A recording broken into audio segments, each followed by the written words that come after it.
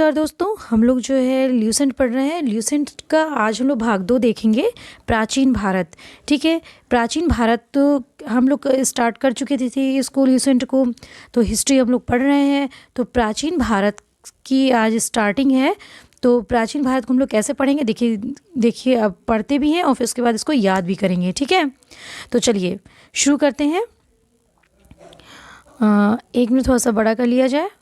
हाँ, ये देखिए, प्राचीन भारतीय इतिहास के स्रोत मतलब कहाँ से ये इसकी उत्पत्ति हुई है, उसके क्या क्या, उसकी उत्पत्ति नहीं, उसको मतलब क्या क्या उसको जानने के जरिया है, उसे हम कहेंगे स्रोत। प्राचीन भारतीय इतिहास के विषय में जानकारी मुख्यतः 4 स्रोतों से प्राप्त होती है। किस से? एक धर्म ग्रंथ से, ऐतिहासिक ग्रंथ से, विदेशियों का विवरण से और पुरातत्व संबंधी साक्ष्य से।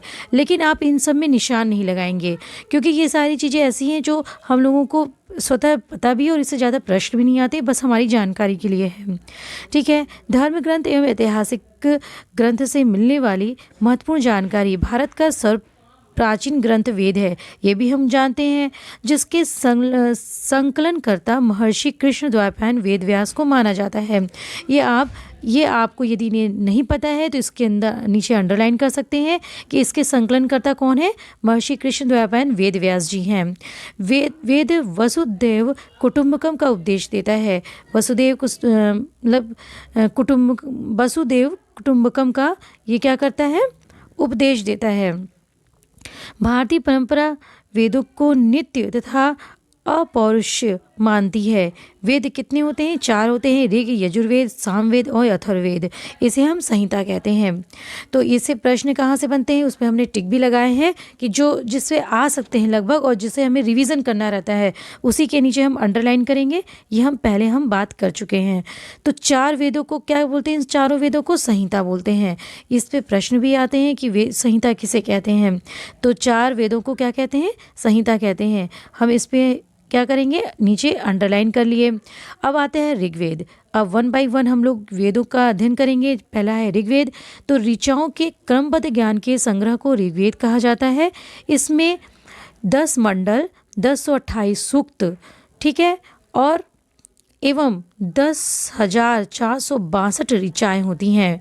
इस वेद के ऋचाओं के पढ़ने वाले ऋषि को होत्री कहते थे। ठीक है, इस वेद से आर्य के राजनीतिक प्रणाली, इतिहास एवं ईश्वर की महिमा के बारे में जानकारी मिलती है। तो हमें रिवीजन क्या करना है? 10 मंडल, 1028 सूक्त और 10,462 ऋचाएँ। और क्या कहते हैं ऋषि को? होत्री। जो ऋचाओं को पढ़ते हैं उसे हम होत्री कहते हैं। इस पे हमको अंडरलाइन करना है सिर्फ। अब आता है विश्वामित्र। विश्वामित्र द्वारा रचित ऋग्वेद। ऋग्वेद किसके द्वारा रचित है? विश्वामित्र। तो ये भी इम्पॉर्टेंट है, इसके नीचे हमने अंडरलाइन कर लिया। ये कहाँ पर है? 3रे मंडल में किसका वर्णन है? सूर्य देवता, सावित्री का। और 9वें मंडल में देवता सोम देवता का वर्णन है। तो इसके नीचे हमने अंडरलाइन कर लिया है कि हमें रिवीजन क्या करना है। ठीक है, और सूर्य देवता जो सावित्री हैं वो किसको समर्पित है? गायत्री मंत्र को समर्पित होती हैं। ठीक है, ये तो आप जानकारी रखिए। इसमें 8वें मंडल में किसका वर्णन है? हस्तलिखित ऋचाओं का वर्णन है, और जिसे हम क्या कहते हैं? खिल कहते हैं। तो हस्तलिखित ऋचा जब हम अंडरलाइन करेंगे तो इससे 2 प्रश्न हम जो है याद कर लेंगे। एक तो 8वें मंडल और दूसरा इसे क्या कहते हैं? खिल करते हैं। तो सिर्फ हम इसके नीचे अंडरलाइन करेंगे जिसमें हमें रिविज़न करना है। अब इसे हम क्या कहेंगे? पुरुष सूक्त। तो हमारा कि 10वें मंडल में, ऋग्वेद के 10वें मंडल में क्या है? पुरुष सूक्त है। तो जब हम पुरुष सूक्त कहेंगे तो हमें 10वां मंडल याद होगा। ठीक है, तो उसके नीचे हमने अंडरलाइन कर लिया है पुरुष सूक्त के नीचे। तो जिसके अनुसार 4 वर्ण। अब पुरुष सूक्त जो है वो क्यों इतना इम्पोर्टेंट है? क्योंकि इसी के अनुसार 4 वर्णों का विभाजन हुआ है। ब्राह्मण, क्षत्रिय, वैश्य, शूद्र आदि पुरुष ब्रह्मा के क्रमशः मुख, भुजा, जंघा और चरणों से उत्पन्न हुए हैं। मुख से कौन हुआ है? ब्राह्मण, और भुजाओं से क्षत्रिय, जांघों से वैश्य और चरणों से कौन हुआ है? शूद्र उत्पन्न हुए हैं। ठीक है, तो इस तरह से ये आपका क्या हो गया? ये आपके हो गए ऋग्वेद। ठीक है, ऋग्वेद का जो हमने महत्वपूर्ण था उसको हमने ले लिया। अब देखते हैं आगे। अब हम लोग आगे देखते हैं। हाँ, अब ये प्रश्न है, अब इसके आप आंसर दीजिए। जो आपने पढ़ा उसको 1 से 2 बार अंडरलाइन किया, आप पढ़ लिए। अब इसके आप आंसर दीजिए कि संहिता किसे कहते हैं। तो भाई संहिता हम किसे कहते हैं? चारों वेदों के संग्रह को हम क्या बोलते हैं? संहिता बोलते हैं। ये चारों वेदों के संग्रह को संहिता बोलते हैं। ठीक।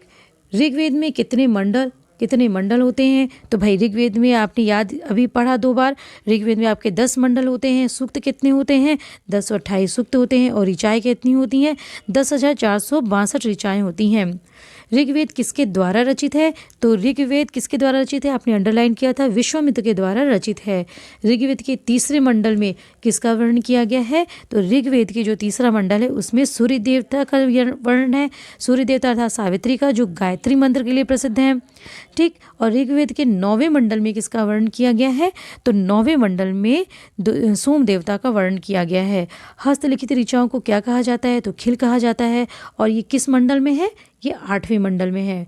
10वें मंडल में किसका वर्णन है? पुरुष सूक्त का वर्णन है। और पुरुष सूक्त के माध्यम से ही क्या किया गया है? ब्राह्मण, क्षत्रिय और वैश्य और शूद्र का विभाजन किया गया था। ब्राह्मण जिसमें से निकलते हैं ब्रह्मा के मुख से, क्षत्रिय ब्रह्मा के भुजाओं से, और जो होते हैं आपके वैश्य वो ब्रह्मा के जांघों से, और शूद्र ब्रह्मा के चरणों से उत्पन्न होते हैं। ये जो है पुरुष सूक्त में उल्लेखित किया गया है। इस तरह से प्रश्न के आधार पर आपने 2 बार पढ़ा। अब आप जब इन प्रश्नों का उत्तर देंगे तो आपके अंदर एक कॉन्फिडेंस पैदा होगा। ठीक है। तो आज हमने क्या पढ़ा? ऋग्वेद पढ़ा। अब आगे हम लोग आगे के वेद को पढ़ेंगे। ठीक है। और इस तरह से प्रश्नों का उत्तर भी देंगे। तो मिलते हैं अगले वीडियो में अगले वेद के साथ साथ, और आप इसका रिवीजन भी करते जाइए, अंडरलाइन करिए और रिवीजन भी करते जाइए। तो मिलते हैं दोस्तों अगले वीडियो में।